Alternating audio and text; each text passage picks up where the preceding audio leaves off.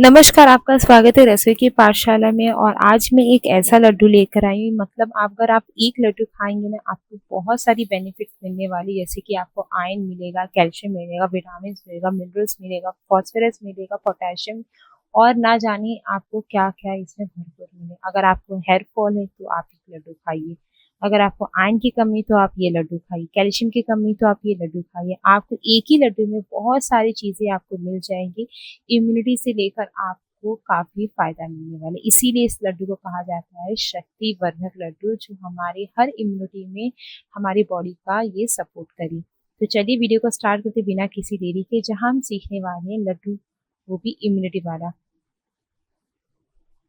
तो हम यहाँ पे जो भी चीज़ अपने ड्राई फ्रूट्स को भूनेंगे, हम घी में ही भूनेंगे। घी एक हेल्दी फैट्स होता है, अगर कोई भी आप इसमें चीज़ डालेंगे जैसे रोस्ट करने के लिए, तो उसका टेस्ट एनहांस हो ही जाता है और रिचनेस भी रहता है। उसी तरीके से पंपकिन सीड्स प्रोटीन, मैग्नीशियम और एंटीऑक्सीडेंट रहता है।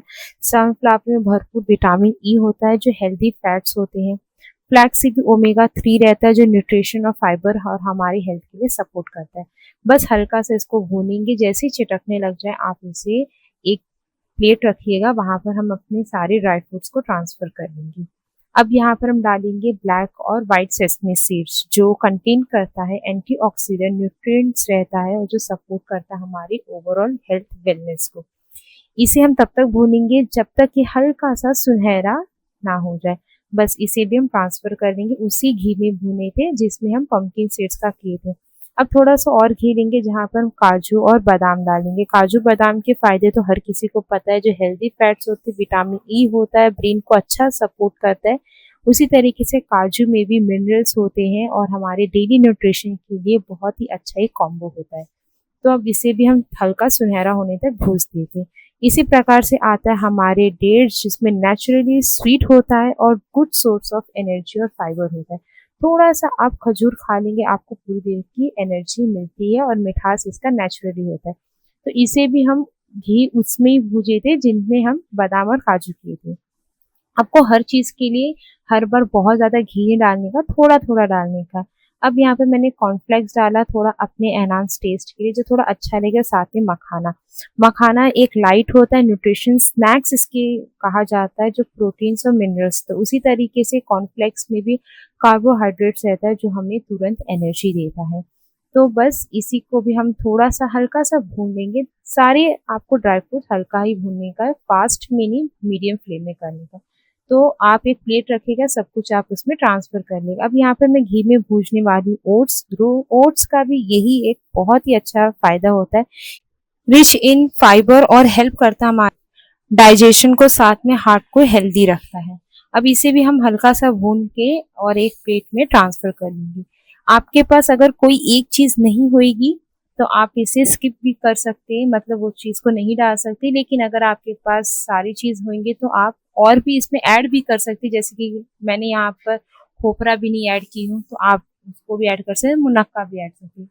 अब जो हमारे लड्डू को और ज्यादा इम्यूनिटी और हमारे बोन को स्ट्रॉन्ग करने वाला है, यहाँ पे मैंने रागी डाली है जो 1 कप है। रागी को कहा जाता है good source of calcium, fibre, और इसमें कॉम्प्लेक्स कार्बोहाइड्रेट्स भी होते हैं, कार्बोहाइड्रेट्स रहते हैं। क्योंकि कैल्शियम एकमात्र ऐसा आटा है जिसमें आपको वेट लॉस करना रहेगा, तो वो भी बहुत अच्छा है। कैल्शियम अगर आपको चाहिए तो आप इसकी रोटी खाइए, या तो फिर आप इसे इसे चीला बना कर खा सकते हैं। हम इसको तब तक भूने थे जब तक हल्का से ड्राई नहीं हो गया था। अब यहाँ पर मैं डालने वाली गोंद। गोंद के तो फायदे हम सभी को पता है, ये ट्रेडिशनली फूड्स में ही यूज होते हैं, जो हमारे एनर्जी न्यूट्रिशन को फायदा देता है। गोंद आपको पता है कि बबूल के पेड़ से ही आता है। तो गोंद हम ठंडियों में यूज करते हैं इसे, और गर्मियों में हम गोंद कतीरा यूज करते हैं। तो यहाँ पर गोंद डाल दीजिएगा आप भी। तो देखिए इस तरीके से हमारे सारे ड्राई फ्रूट्स बन के अच्छे से मैंने रोस्ट कर दिए थे, आपने भी देखा, और इसके फायदे भी हमें पता चल गए।